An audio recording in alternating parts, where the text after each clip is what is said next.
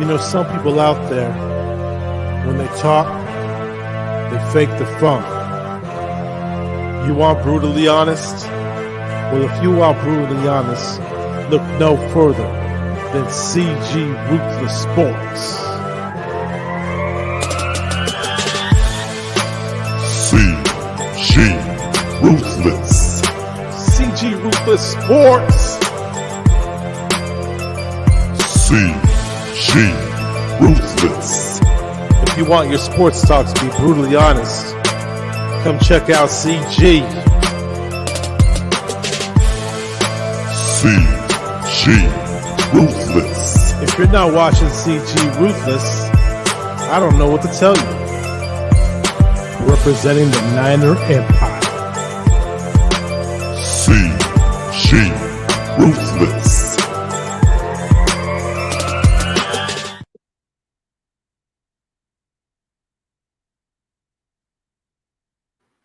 Ladies and gentlemen, please welcome Laurie Fitzpatrick.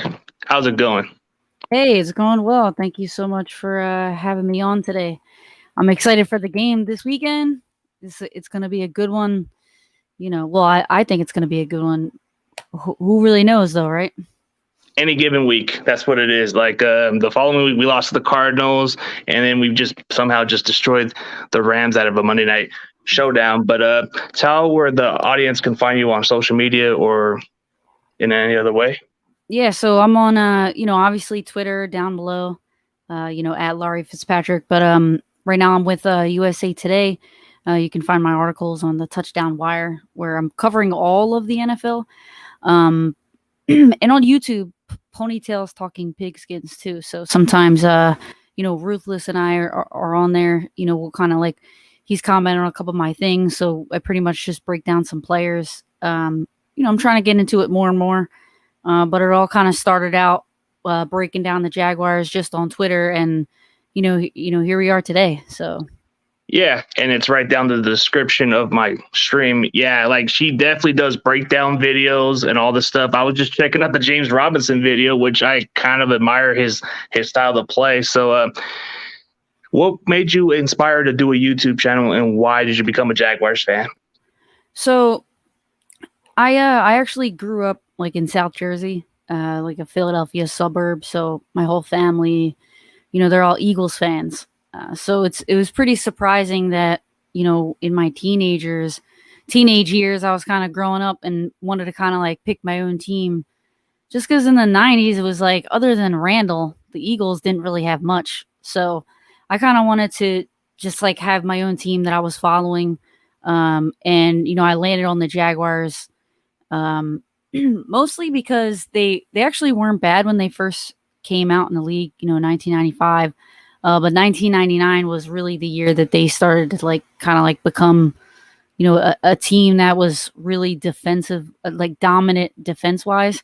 And I really like that, a good defensive line. And then, you had Fred Taylor in the backfield kind of pounding the rock. So, I just kind of landed on that team and yeah, so where it kind of led me here was, I loved football my whole life. I even played football. And, after I got done playing, I was working, a 9-to-5 job, kind of like crunching numbers in a way.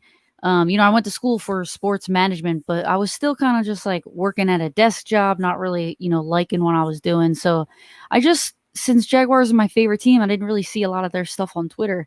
And since I played football, I started to kind of post their videos and just saying like, yeah, this guy, like, why did you do this? Or just kind of using arrows and people just kind of started to follow like, oh, I kind of like maybe what she's doing. Maybe not a lot of people are really posting videos about Jaguars in the first place. So I kind of, just kept doing that and more people just really liked the kind of, things that I was doing about breaking down players. And since I played running back, I kind of focused on running back, and I also played corner. So I had kind of both sides of the ball. And then I just started, posting those videos on YouTube. Right now, Twitter is like my main place. And yeah, ever since I just started breaking down individual players, kind of getting in the draft a little bit, I got more and more followers. So Jaguars kind of took me to where I am today, which I'm thankful for. And so I still like cheer for them. Try not to go too heavy because, I do write for, a major publication. So like I don't have like a bias because the Jaguars were so bad for so long. You had to love and enjoy all of football, right? So that kind of got me more into, okay, what are these other teams doing? And yeah, it's just kind of been like pretty awesome from there. Just like really breaking down whoever I won, and USA is today has been great with like helping me out in terms of oh, who you looking at this week, and we all kind of have fun like discussing what's going to happen next. Yeah, it's definitely kind of interesting how you put in your input, and then you're on USA Today and articles and all that stuff. That's pretty intriguing, and the fact that you, I guess it's the same way how I was with my parents, because they're Cowboy fans, and I just found the purpose of the 49ers, and I just had to go as the black sheep of the family. And yeah, some people say it's always good to go with generation. Nah, you can follow your own path if you choose to. But yeah, that's what I did. Yeah, definitely. So what's more about like what? So you said you did play in the women's football league, which is pretty intriguing. But how long did you play? About 5 years actually. I played up in North Jersey, in New Jersey. Then I played North Jersey for 2 years, actually 3 years, and then I moved to a Philly team. So I played there for 2 years.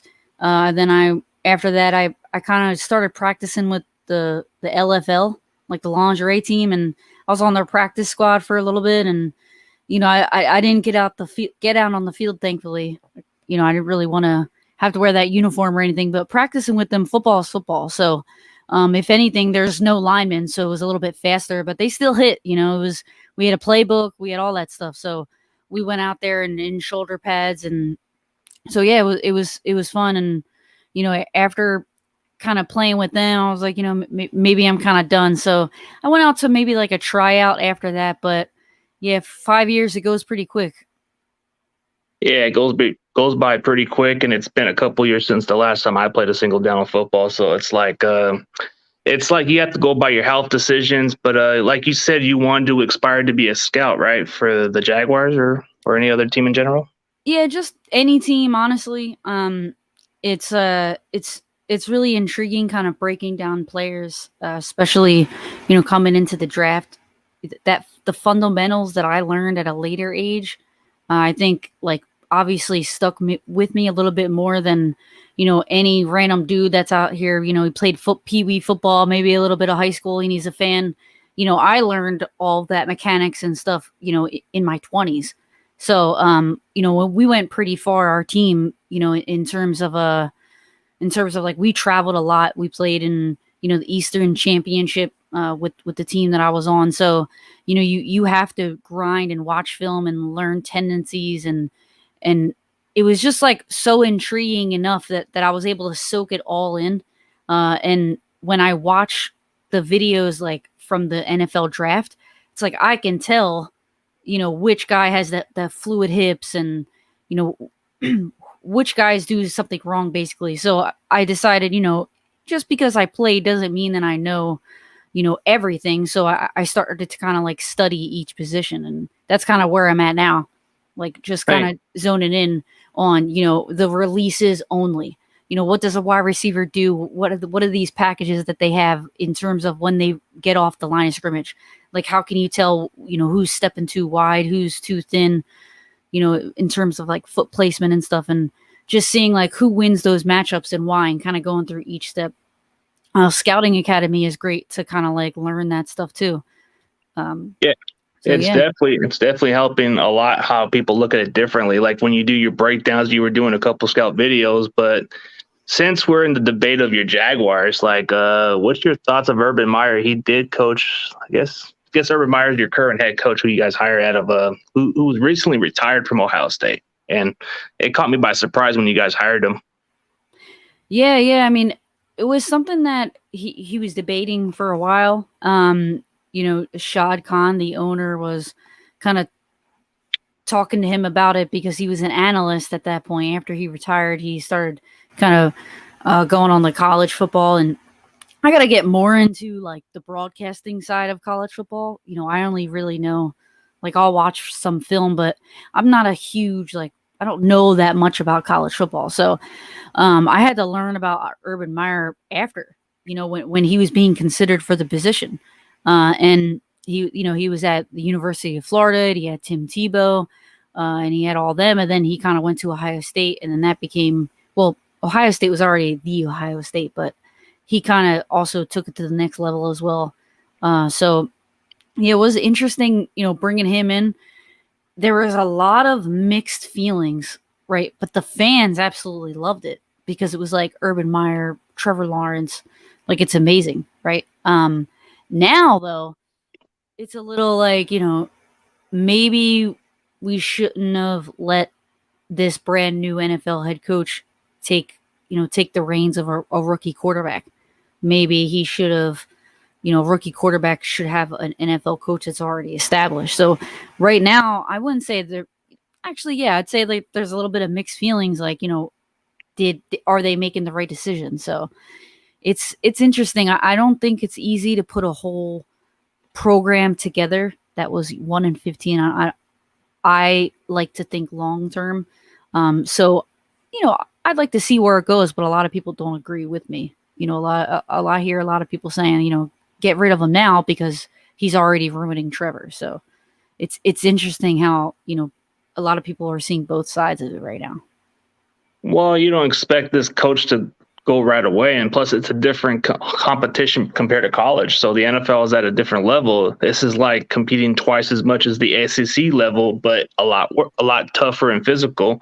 So Urban Meyer's learned the difference. I mean, you guys thought for a second maybe you guys were going to hire yourself a Jim Harbaugh or a Pete Carroll type hiring, but it just wasn't the case. It's like, I know some college coaches take some time to adapt, and it's not going to go overnight. But, Urban Meyer's track record in college is college track record is impressive, just like how a lot of them were saying about Dennis Erickson, which we made that mistake one point. But everybody wants to take a chance on a college head coach. And to me, Urban Meyer is kind of like a guy that's been out of coaching, and he's kind of considered like his commitment has been the only issue when it comes to coaching, because he stepped away from Florida, and then after that, he stepped away from Ohio State. So my question to you is, are you concerned about his commitment to the Jaguars? I mean, it's kind of took him like 4 years at some point to step down or something like that. Yeah. So I think it's all there. Hopefully no other incidents happen off the field. But I think he's too much of a competitor to say, I'm going to step away. I think it's a little bit of a roller coaster in terms of the season right now, but I think he's realizing that that's the NFL.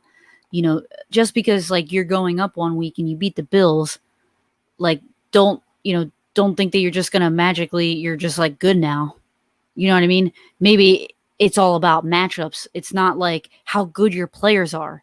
It has a lot to do with the coaching and how they change their game plans from half to half, not even from game to game. But can you make those in-game adjustments? And I think he's learning a lot this season.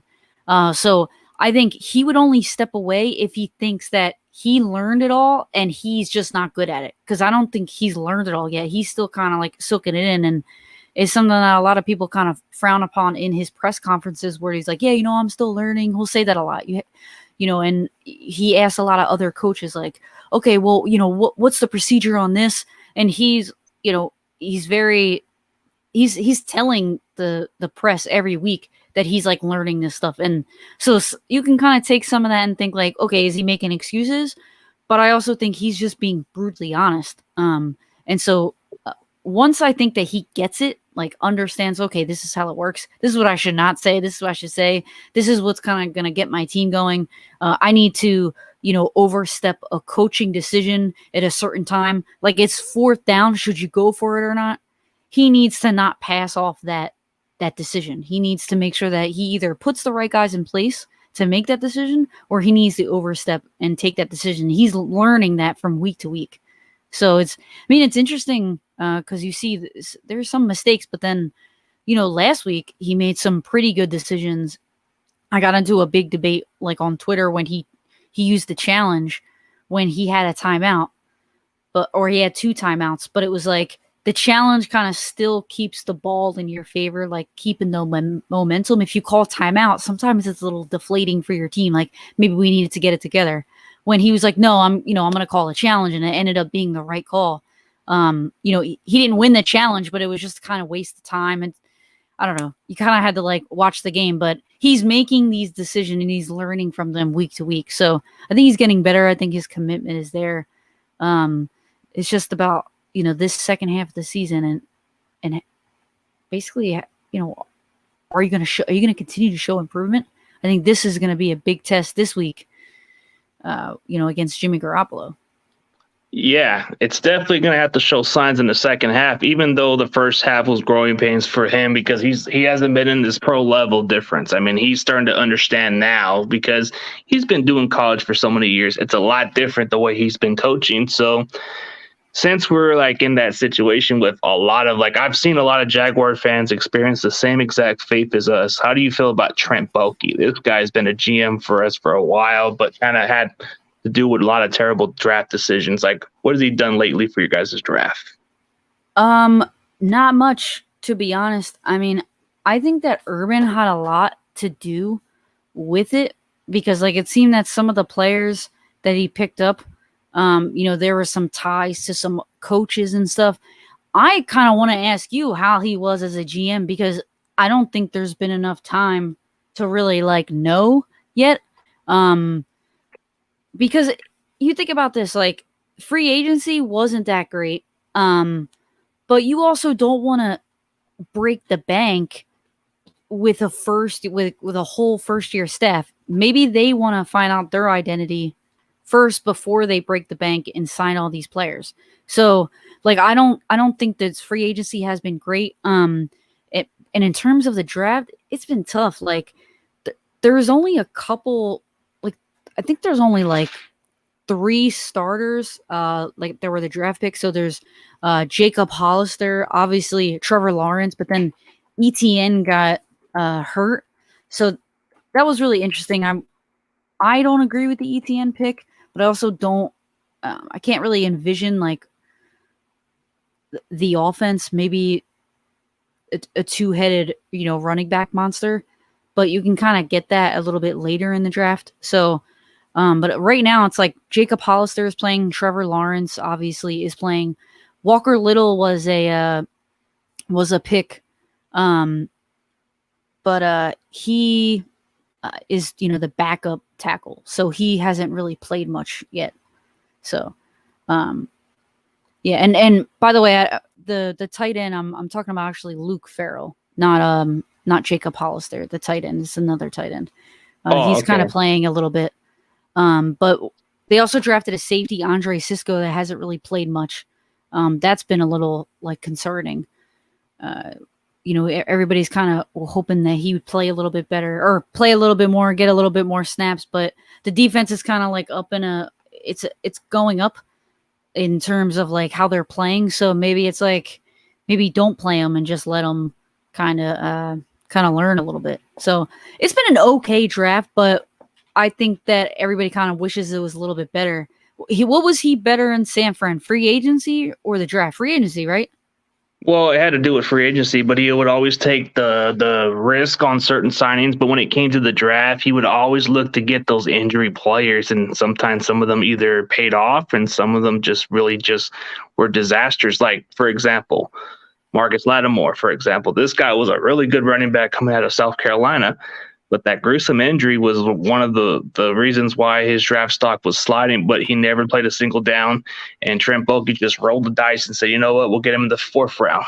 And I was just shaking my head oh, my God, this guy ain't going to ever play it down.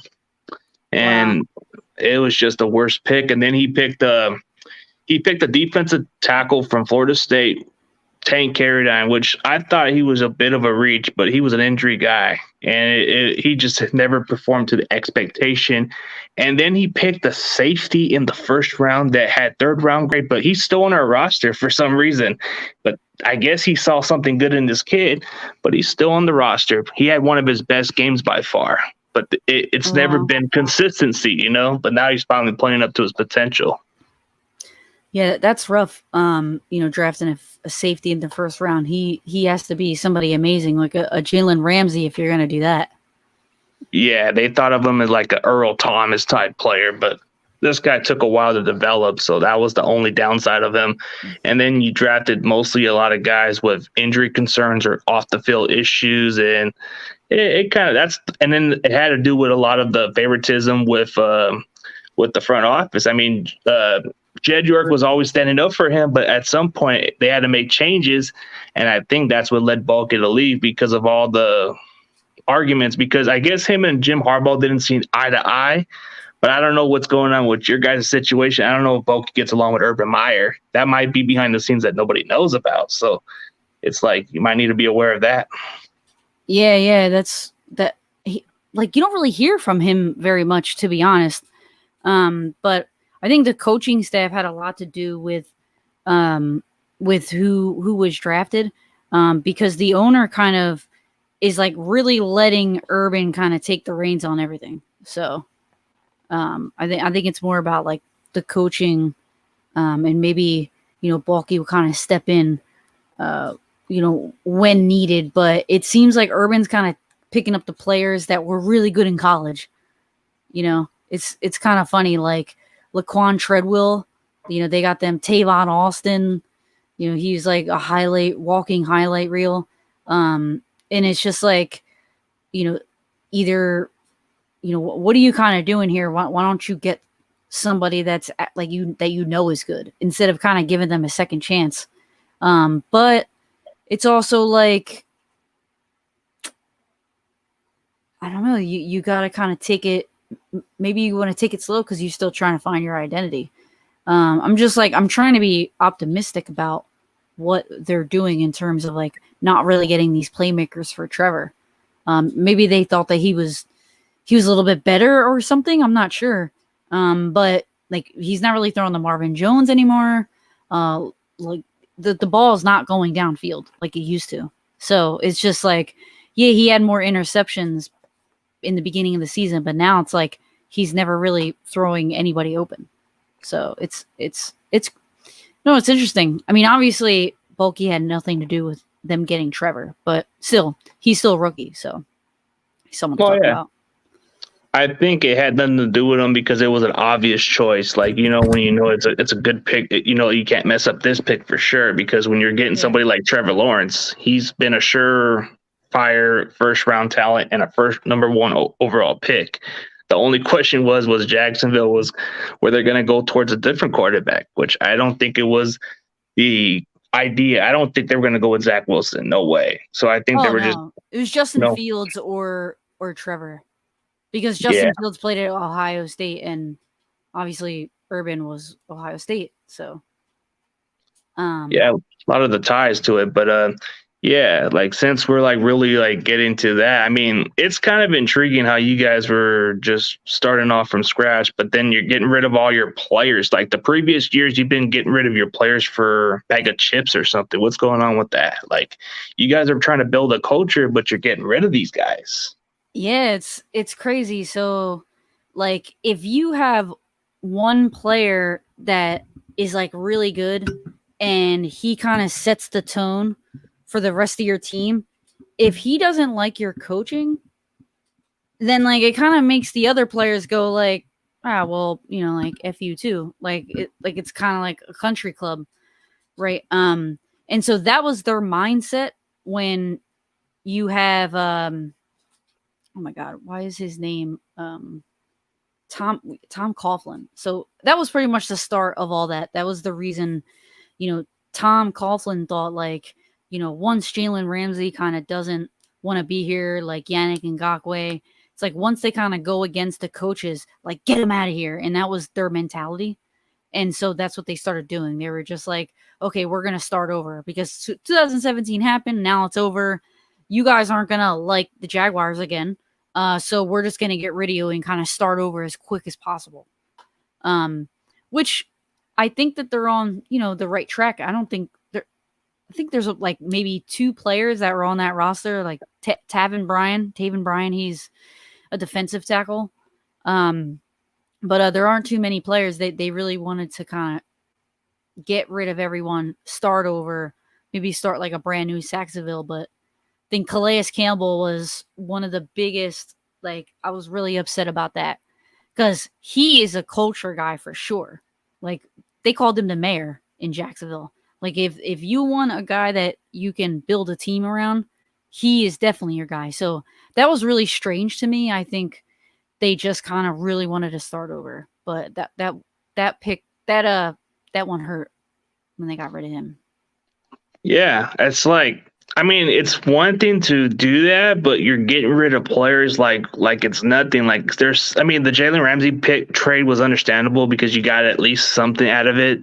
But those other picks, like those other players you were getting rid of, like you gave rid of them for 5th or lower round picks, and I'm like, wow, this is not the way to build a culture. But I guess they just want to start from scratch. But then when you look at it this way, if you want to build the culture the right way, you got to at least get some better draft capital, not lower round picks, Yeah. It's interesting. I don't know.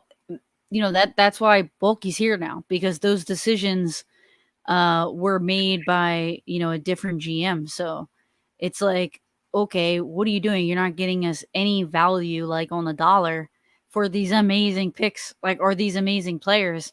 It's like, what the heck are you doing? You want to start over, but do you even want to be here? Because what you're doing is not, like, it's crazy. Like you're saying, there's really like just 2 players that were on that roster since 2017. That was not that long ago. Miles Jack and Taven Bryan. Like, it's crazy. There were 2 starting safeties last year that were just waived this year. It was like the starting safeties. It was just, so I just think, Urban is here now. Well, I'm in Miami, so I'm saying here, like I'm in Jacksonville, but like Urban is there, so let's just start completely over. So, hey, that's what the owner is doing. They're like, hey, it can't get any worse. Well, that's what they think, I guess. Well, if you're starting from scratch and you're having a new rookie head coach, and at this point of this season, you guys have nothing more to lose. So it's like, how do you feel about this this preview against the 49ers? What do you expect from your Jacksonville Jaguars? Like, what do you think that's more concerning for your team when the Niners are going to play you guys? Which is the biggest weakness that comes to mind? Because I've seen a couple games where at least your team was able to play a little bit of a close game. I see your defense playing some heart out there, but I don't know much about your offense because I know you had your best receiver out for the season, and you got this Chenault guy who's like another Debo kind of receiver, but not utilized as much. Yeah. So that's really it. Really is the passing offense right now. That's concerning, but my biggest concern going into the game is if James Robinson is going to play, because even though the passing offense is not playing well right now, I think that an offense entirely is run through the backfield, because if you can get a steady 4 yards at a time, and that's what James Robinson averages, so if you can get that every single time, it's only, second and short or third and short when you got to get a new set of downs. So if you can just, march down the field, that's when play action really opens up the passing game. So if James Robinson plays, then I'm a little more confident. If he doesn't, then I'm a little concerned. So he had an injury, and actually word just came out from Reese Jones-Drew, I think on NFL Network, that it's looking good that he's going to play. Right now he's marked as limited, but I think he might actually play this week, and that's going to be interesting. I think he'll be able to help the offense move a little bit more, but definitely Trevor Lawrence and these receivers is my I would say, the biggest weakness right now on this team. Yeah, especially with your offense, the only way I see our weakness is the run defense. If you got James Robinson, you better start running the ball with him because that's the only chance you might be able to get your offense on a rhythm because we have been terrible against the run. And if Trevor Lawrence can be a little bit mobile, which we've had a difficult time containing mobile quarterbacks like Kyler Murray and Jalen Hurts was running here and there, and then you had other quarterbacks running. So it's like, as long as Trevor Lawrence can at least try to scrabble a little here and there, you might have some decent chances to play a very close game. But it's like, I'm not getting too hype on this Monday night game because I know for 1 second, hey, we play the Rams pretty well, so it's nothing surprising, but it caught me off a little bit, because I didn't expect it.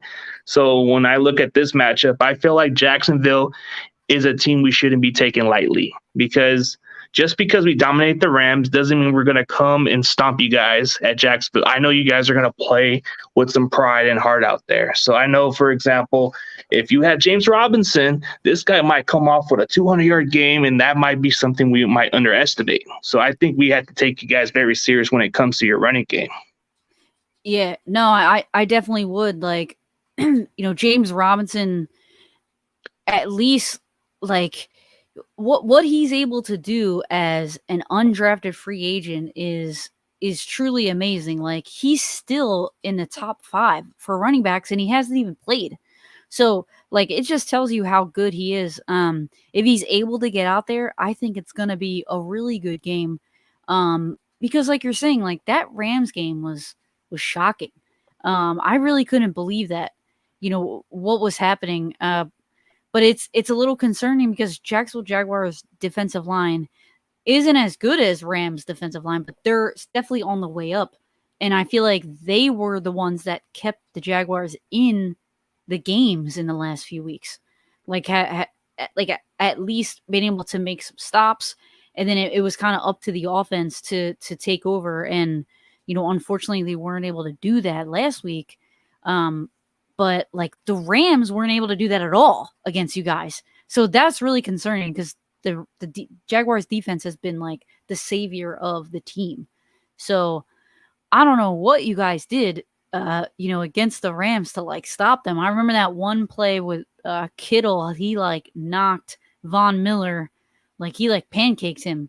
So like it seems like your O-line is like stacked. So they weren't playing that good, and now they're playing a little bit better. Like, I'm a little concerned about the O-line, about your O-line. They're how are they looking? Like, is that the reason why they won against the Rams? It has a lot to do with them stepping up, but I feel a little concerned with the interior line because I think with your defensive line, I think with what's his name, Taven Bryan, and you have quite a few other decent players that have been able to step in, like Josh Allen. That dude, Yeah, not the quarterback, the Josh Allen, like the one on the gridiron where he says the other Josh Allen. That guy, right? He can be a wrecking havoc. So my concerning factor is, can our line actually hold up against this Jags D-line? I mean, don't look at the fact that they're starting from scratch. I think they got some promising young players. Like you look at, Taven Bryan may not be the biggest name or nothing like that. He doesn't get enough recognition, but he seems to be the guy that gets the dirty work or something like that. Yeah, no, he's definitely stepped up in the last couple of weeks. It's crazy because he was such a high draft pick and he wasn't doing anything. And then randomly, like, he gets 2 sacks against Josh Allen. It seems like he's the only one that's strong enough to bring him down with one arm because Josh Allen was kind of like getting out of the pocket, scrambling.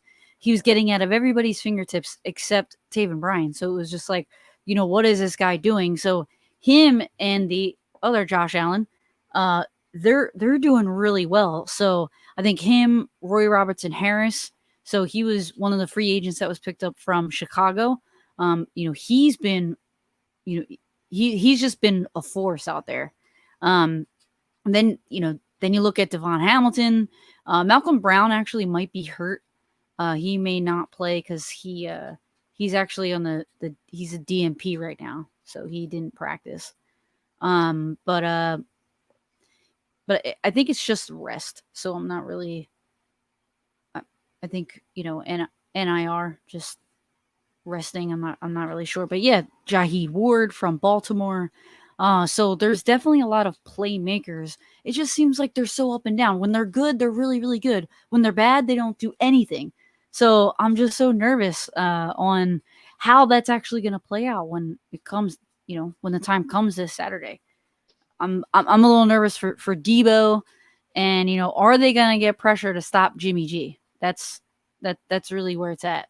That's the biggest key factor for this Jags defense is if they can really get to Jimmy. Like all you gotta do is rattle Jimmy and just be able to create the pressure. And I'm believing so your secondary, whoever you got at cornerback, they're gonna be able to get some opportunities out there if you can get towards Jimmy G. But the last time Jimmy D played you guys, you had a really stacked defense, and he made it look like you guys were like a bunch of pee-wee football out there. I mean, I expect this Jaguars team to at least play a very competitive game. It wouldn't shock me if you guys come away with an upset, but I look at it this way. We're not going to play this Jaguars team that's laying down and letting other people smash on them. No, we're going to play a Jaguars team that wants to play for their heart out there and play for something out there. So Yeah. the previous weeks, like a few weeks or maybe a month back, maybe you could have had a different discussion about Jacksonville, but the way they played the last couple of games kind of gives me a little concerning about it. Like, I think their defense is what you said. They've been stepping up big time, and they've been helping your offense. So that might be the X factor. Can our offense really step up against this Jags defense? And your run defense is ranked 7 or 6 against the run, I believe. Yeah, it's actually pretty high. And I think the I just think in general the run defense they're gonna play pretty well, but Jimmy G went off last year or the last time that he played the Jags, but they played a lot of zone. And that's what Shanahan is like really good at, kind of like the RPO and kind of reading who's stepping forward, who's not, and kind of those timed routes. And timed routes is great against zone, right? It's when you have to throw somebody open and when you have to really have precision is against man to man.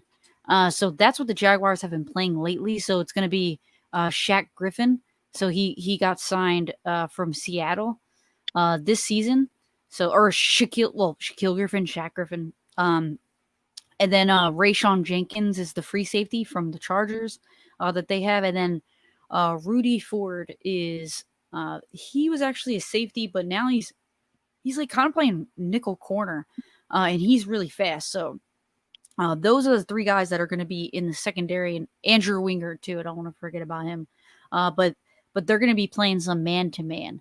So that's really what that's going to be the huge difference between what Jimmy saw last time and what he's going to see this time. But yeah, he tore the Jaguars up last time he played. I'll never forget it. I actually looked at it like, oh, we're going to get killed by this Jags team. But now we look at it the other way. Maybe it's tables are turned this time around. We'll see. Like, you guys have nothing much to play for. Maybe just play for pride. But when I look at the matchup between Jacksonville, I think Trevor Lawrence might play a pretty good game because look at Justin Fields. Justin Fields played like one of his best games by far against our defense. But you look at the fact that Colt McCoy was playing a good game, and then Stafford, for some reason, I don't know why he didn't play that great, but maybe this is built for Trevor Lawrence to play his best football. And it wouldn't surprise me if he plays one of his best games. It's because, I don't know, we make some other quarterbacks look really good, just like ask Colt McCoy. He looked really good when he played against us. So it's like, I don't know which one to expect, which defense is going to show up. So when I look at your guys' matchup with the receivers, you guys have Shenault for sure. Then Marvin Jones is like a really underrated receiver. That's a guy you got to be accountable for because he can stretch the field and make the big catches. And then I don't know what the rest of your other receivers. I just know Chenault's like your gadget type receiver, kind of like a Debo type that you can use as a running back too if you wanted to. Yeah. Same with Jamal Agnew. So he was the returner. He came from Detroit. He was a returner there, but last week he had a rushing touchdown. So he rushed out of the backfield for 66 yards. Pretty much just ran like a stretch play, ran right around the defensive end, up the sideline, 66 yards. It was a huge shocker. The offense wasn't doing anything, and they randomly handed it off to Jamal Agnew, who is always getting deep passes downfield. And since James Robinson was out, they were like, all right, let's throw Agnew in there. and he scored a touchdown. So it was like, it seems like they're switching it up a lot. So it will be, I think Jaguar fans are going to be just as interested in how they play with these running backs. Because Laviska is kind of like a running back. I mean, he does not he does not go down in the first tackle. He needs at least like 4 guys to bring him down like every single time. It's crazy. So I expect to see like some flats. Laviska has been running some of those. May see some wheels with Jamal Agnew kind of going up the sideline. And I'm hoping that, they throw some underneath some crosser routes because they don't need to go deep. I think they just need to kind of like control the clock, keep the game right in front of them, and kind of just like pound the rock, throw like that quick crosser, keep the clock rolling. I don't think they should go deep at all. Who you got back there that got those 2 picks last week? Number 1, I don't remember. Jimmy Ward, the one guy that Trent Baalke drafted a while back. He had high expectation with this guy, but this guy had 2 picks. That's the one concerning factor is Trevor Lawrence is a rookie, so he might make some middle mistakes here. Yeah, I think that he hasn't been making as many, as these weeks have gone on. I think the only, like, you've had some turnover issues with him trying to get out of the pocket, and then he fumbled it. He got it, like, strip sacked. So that was how they ended the game last week against the Colts. And they were about to go on, like, a game-winning drive with, like, a minute left, and it was like, Golden Boy has the ball. What's going to happen? And he tries to escape the pocket, and he fumbles, and they lose possession. So it was like they either, like, the wide receivers aren't getting separation. Then when they are getting separation, he's throwing perfect balls, and then they're dropping them. And then, like, so he's like, do I even want to throw to these guys anymore? So he tries to run it, and then he fumbles it. So it's just like he's not making as many bad decisions in terms of throwing the ball downfield, but trying to, like, manage the game, it hasn't, like, been going as well. Mostly it's because, like, he needs to have receivers that have his back. Catch the balls that they're thrown to you. It's crazy how these guys just can't catch the ball. It's like you have one job. Just catch it. Simple as that. Plain simple. Like you're getting paid to make the plays, but it's like all it takes is chemistry. Like if the way Trevor, if he can build his trust with those receivers, which is, I mean, if Marvin Jones can step in and make those big plays, but then Shenault should be like the security blanket for Trevor, because if he doesn't need to go for a deep pass, he can throw in those short places, kind of like the way we did with Debo. Do something like that, and he, like you said, he's hard to tackle, and maybe he'll get some big chunk of plays after the catch, and that would be a best recipe of building the quarterback his confidence is by giving the ball to somebody like Shenault, who's kind of been more of your capable receiver. Yeah, I think like that's in an ideal world, that's what they want to do. But I feel like when he tries to, like, dump it off to him, if he drops it once, it's like, they'll go back to him like one other time. But it's like they try to move on from that so quickly. They just, like, wash their hands from it. But then the tight end drops like 3 in a row, and they keep going to him. So it's like everybody wants Laviska to get the ball more. He's a showman, man. Every single time he touches the ball, he does something great with it. So it's just like I'm hoping that they do exactly what you just said. I'm hoping that he becomes more of that security blanket, but he's trying to do it with the tight end. But it just takes a little bit of time, I guess. So they just got Dan Arnold from Carolina for C.J. Henderson, the corner that they drafted last year. And Dan Arnold, that tight end, he's been great, man. But except he's been dropping the ball. So, but he gets more separation than Laviska gets. So that's why it's like he can be a security blanket a little bit. Like he doesn't take as much of a risk to throw it to Dan because he's more open than Laviska, because Laviska is kind of like on the smaller statute side. So like he's not getting as much separation as Dan is. So he has to make like a spectacular catch, and Trevor has to place it perfect. You know what I mean? So it's just like, but I think it has a lot to do with play calls too. So I think then it all kind of stems from coaching, and it's like, why aren't these guys on the same page? Are you not throwing? Are you not running the right play calls? Are these just guys not on the same page? does Trevor not trust? There's the receivers. There's so many questions, right? Yeah, it's like you said, the play, and it depends on the communication too. So maybe that's the issue is Trevor probably doesn't have that much confidence with Laviska Shenault, which he should be able to build confidence with. This is a guy you should be able to, like, if you can't throw in a deep pass and you need somebody catching a short pass. Well, Laviska Shenault is a guy that's a yak guy, right? So he's a yards after the catch, so he's going to be hard to tackle. So maybe that's the issue there is you got to give this guy a chance. You got to feed the ball to your playmaker. And I guess Jacksonville likes their tight end better because of the separation or the fact that he's been a little consistent but dropped a few balls, like you said.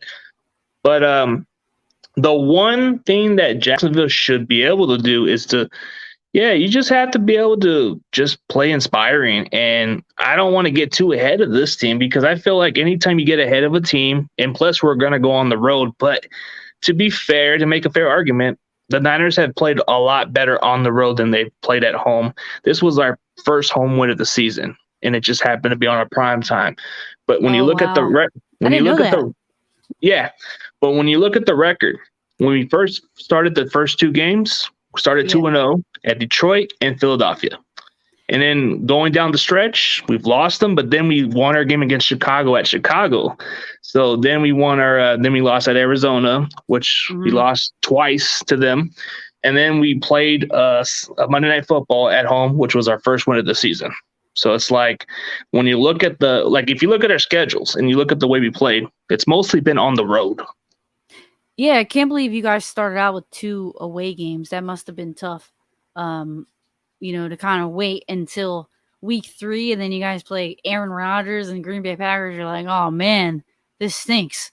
And then Seattle, which I think they still had Russell Wilson at the time, didn't they? Yeah. And it was just kind of like a weird way we started out. We were playing well in the first half, and then we just started giving it away.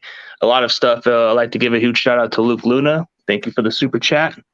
But yeah, the way we played, the Green Bay game was a lot close game. We had a chance to close it, but we left 30-something seconds for Aaron Rodgers. And you know what happens when you leave this guy enough time, it can happen. But then the Seattle game we blew that game away. But when you look at our road record, it's a lot better at home.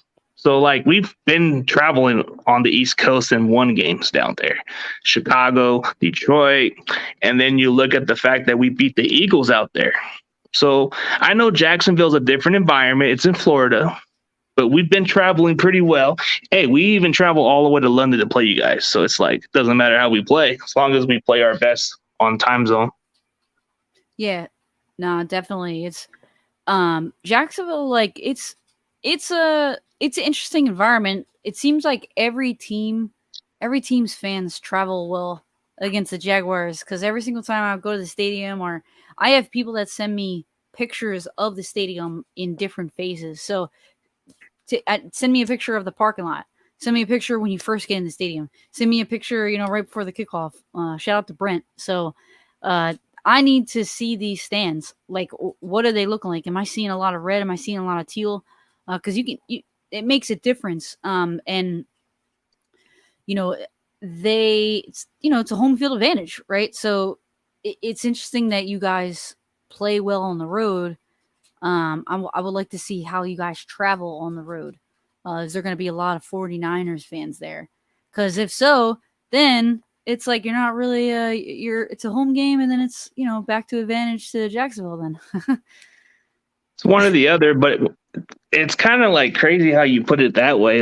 Our fans have traveled well on the road than they do at Levi's. I've seen a crowd of our fans in Chicago, and there was quite a few little fans down Philadelphia, which you can never outnumber the Eagles, but it was close enough, And then you had the Detroit, Detroit Stadium, we outnumber them. Even if we go to LA, we'll outnumber the Rams at that stadium because LA is a bigger crowd than most people. But lately, when you look at stadiums like Jacksonville and Arizona, sometimes they always tend to have a problem with fan attendance, because it's always the other opposing fans. Don't you kind of agree or disagree? I mean, I've seen it kind of the other way around. Yeah. I mean, lately, it's been a lot of the other team's fans. But once the Jaguars win, then they all come back. Because it's who wants to go because you know what, their food is not great. In the stadium, it's so hot. Like the environment, just like in general, and then like your team loses, and so it's like it's perfectly understandable that people don't want to go there. But yeah, it's a little heartbreaking, especially right now. Coming off a heartbreaking loss, and then you guys just beat the Rams. I'm interested to see what the fan attendance looks like. And there's such a big there's such a big contrast between red and teal. So I think we'll be able to kind of spot it out pretty quickly. Yeah, like we have a pretty large chapter down there. Like I think in Miami chapter, and then there's some in Tampa, and then there's quite a few down. I mean, like our fan base is like it's pretty well traveled. Like even if you go down Dallas, it's a good chapter down there. And then Arizona, like you got mix of Arizona chapters, and some of them that come from New Mexico or other states. They come all the way down there. Yeah, and then the one that's more. I mean, I don't know why. It's either our fans don't really want to go to Levi's as much because of the fact that our owner's like a little greedy in some ways and doesn't give a damn about us. It's like I feel like Jed York doesn't understand football in general. And I think that's why the difference is we have better away fans than we do at home. I mean, you have to think about the history of your team too. Like the history of the 49ers, you guys have been around a long time. Families have moved away probably from San Francisco, and now they're raising little San Francisco fan babies in other parts of the country. So it's just like you guys have a really rich history, and it's a shame that Jacksonville doesn't. So, hopefully they'll get there. There's, a lot of chapters, they call it a Bold City Brigade. They're out there kind of in different chapters all the way up in New York, which was cool because, when I'm from Jersey, so when I went to go see the Jaguars play the Jets, there was a like brigade there where we all got to kind of hang out. We pick a place to drink and stuff, and so hopefully more chapters open up, and maybe one day it'll be, I don't think it'll anytime soon it'll be close to San Fran, just because how long you guys been around. But once the Jacksonville Jaguars get a little bit better, I think it'll be better, because you think about 2017, man, it was wild in that stadium. It was awesome.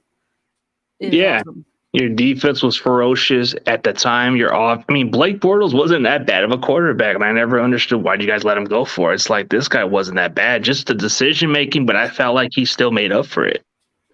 Yeah, but no, man, he's the reason why they didn't win like the AFC Championship, though. So so you got to think of it like he wasn't good enough to take them to the. I mean, it's Tom Brady, but at the same time, Miles Jack wasn't down. That defense took over that game. They were up at the half, so it was just like if they only had a quarterback that could move the ball a little bit better, they definitely would have had a better chance. But I mean, he's loved in Jacksonville. He's called the GOAT, the best of all time. So I mean, they love him, but at the same time, it was like if they just had someone a little bit better, then I think it would have, it would have worked out. A Nick Foles doesn't come along. He's not an everyday. Nick Foles is a guy that kind of is an average QB that took his team, but Blake wasn't as good as Nick. Especially with the rapport that they had with the Eagles at that time.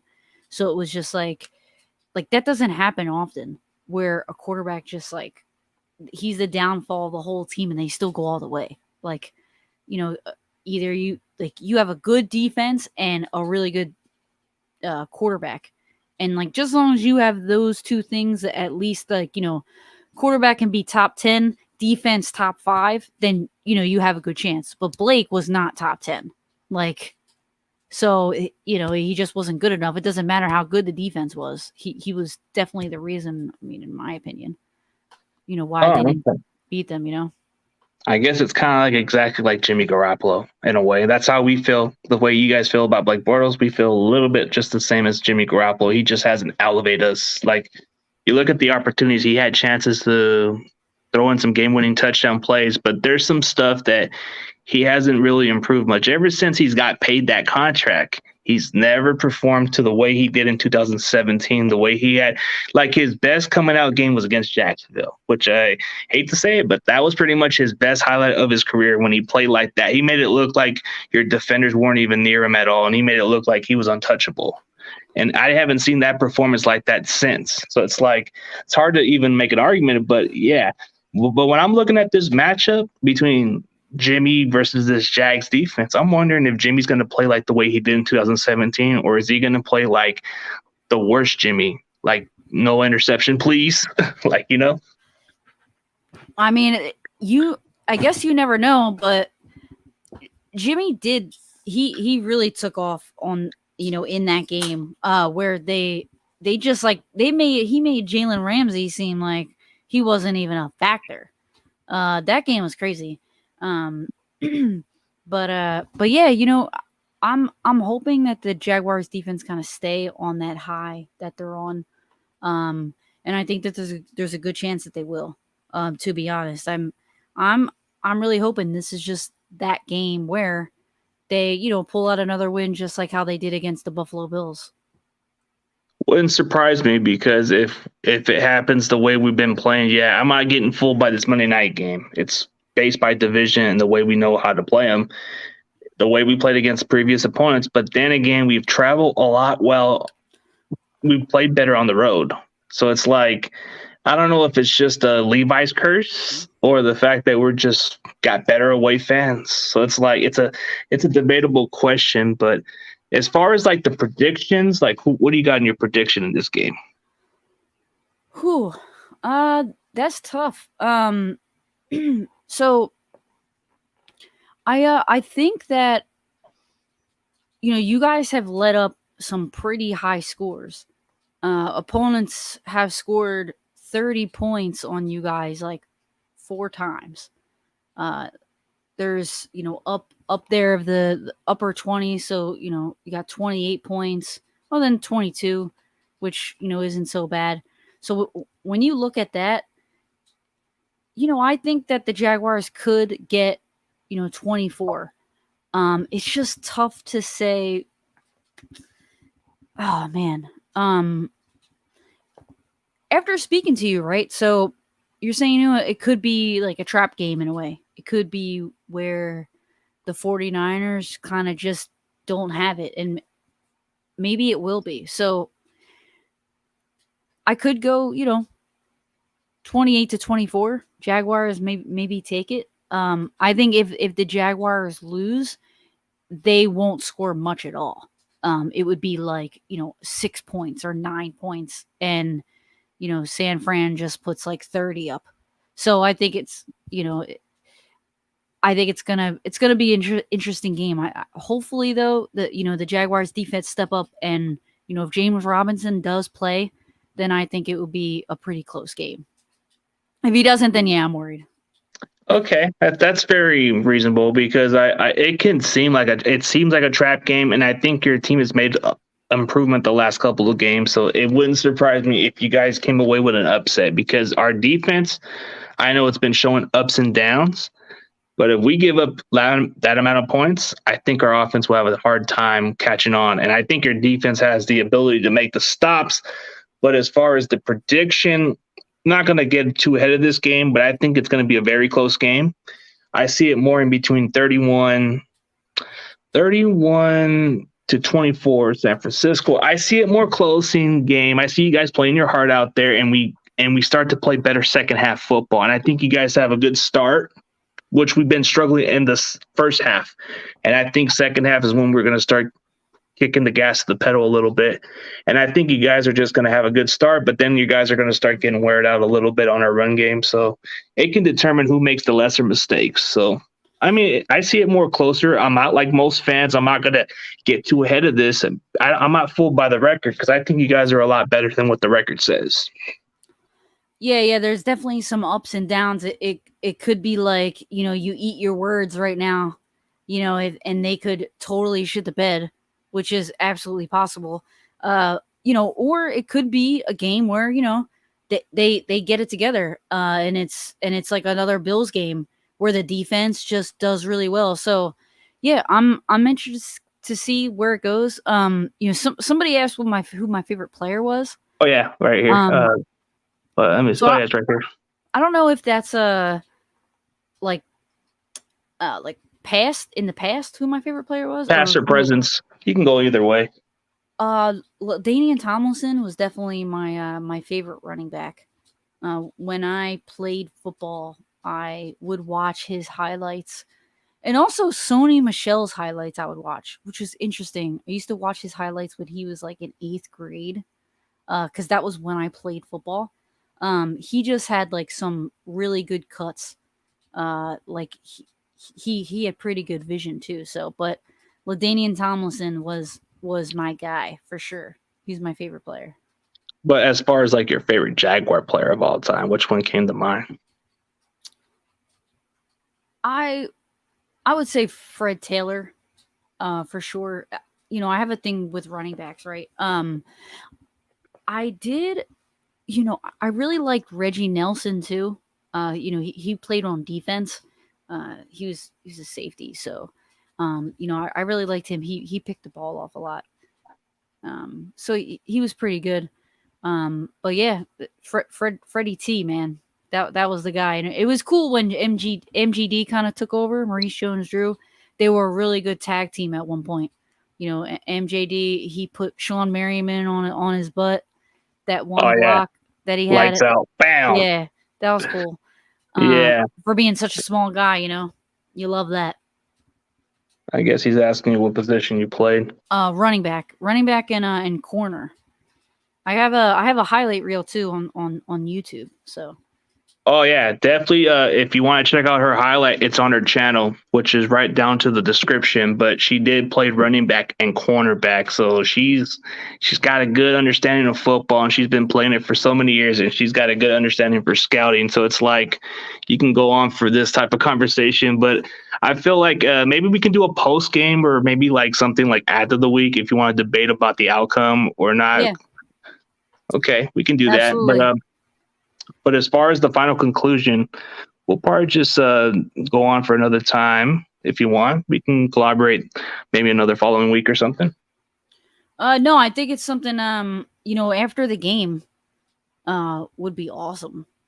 After the game? If I could, I'll let you know. But yeah, definitely. But definitely for anybody else, she's got a good understanding. Check out her channel. She is a Jaguars fan, which is strange. You get one of those little rare fans, those rare kind of people are out there. But you gotta give it some credit there. I mean, Fred Taylor, MJD, they were one hell of a good back. But if I had to choose a non-favorite player of my team, Tony Gonzalez, one of the better tight ends to ever play, and I don't think anybody comes close. No offense to George Kittle, no offense to Gronkowski, and then there was a player that I liked also was Junior Seau. But as far as a favorite Niner of all time, got to be Steve Young. The guy was an inspiration. The guy was a scrambling quarterback, but on a different perspective, Terrell Owens was a diva, and I liked his mentality. So, yeah, I get a little mix of certain players I did admire.